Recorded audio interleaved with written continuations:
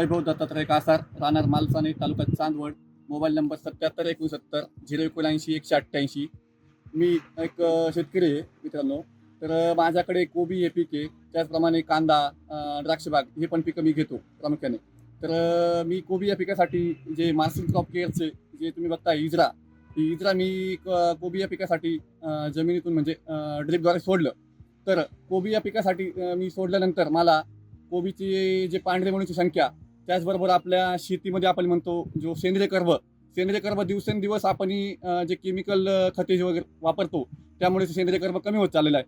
तर तोच सेंद्रिय कर्ब मेंटेनमध्ये ठेवण्याचं काम आपले जे मार्सिन क्रॉप केअरचं इजरा जे आहे त्या इजराने मेंटेनमध्ये आणतं सेंद्रिय कर्ब, आपण त्यालाच म्हणतो भूसुधारक.